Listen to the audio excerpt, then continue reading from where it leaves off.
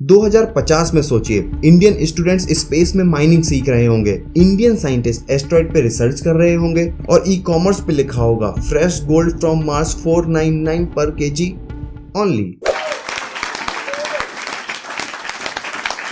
सोचिए, अगर आपको एक ऐसी जगह मिले जहां प्योर गोल्ड, सिल्वर और आयरन भर भर के हों, एक पूरा एस्ट्रॉइड जो बना हो पूरा मेटल का, जिसकी टोटल वैल्यू है 10,000 क्वाड्रिलियन डॉलर्स। सुनकर अजीब लगा ना?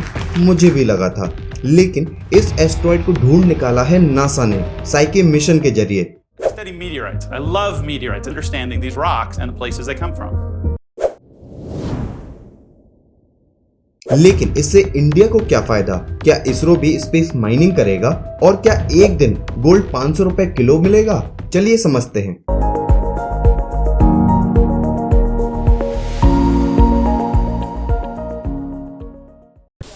8, 7, 6, 4, 3, 2, 1.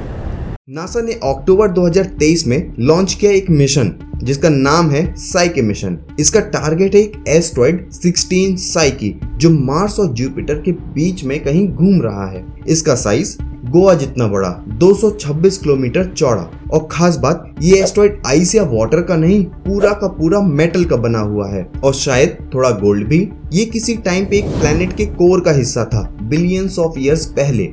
नासा के साइंटिस्ट इसे टाइम कैप्सूल कहते हैं और ये समझते हैं कि इसे स्टडी करके हम पहले के प्लैनेट्स को समझ सकते हैं कि ये बनते कैसे थे। लेकिन सबसे हैरान करने वाली बात तो ये है कि इसकी टोटल एस्टिमेटेड वैल्यू क्या है। जानना चाहेंगे? 1-2 हजार नहीं, पूरे के पूरे 10,000 क्वाड्रिलियन डॉलर्स।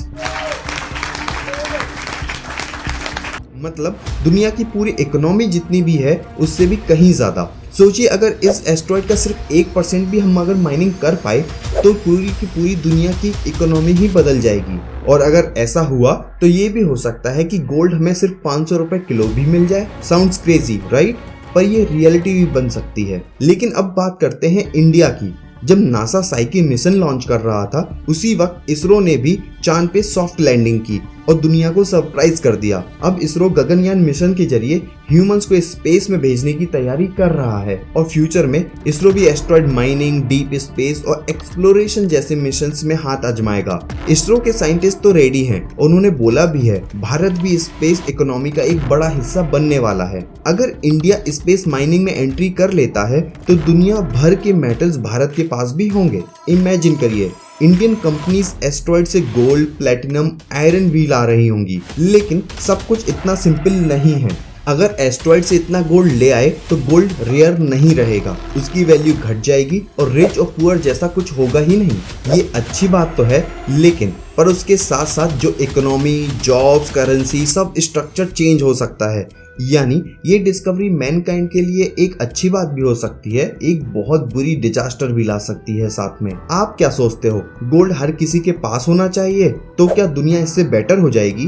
2050 में सोचिए, इंडियन स्टूडेंट्स स्पेस में माइनिंग सीख रहे होंगे, इंडियन साइंटिस्ट एस्ट्रॉइड पे रिसर्च कर रहे होंगे और ई कॉमर्स पे लिखा होगा फ्रेश गोल्ड फ्रॉम मार्स 499 पर केजी ओनली।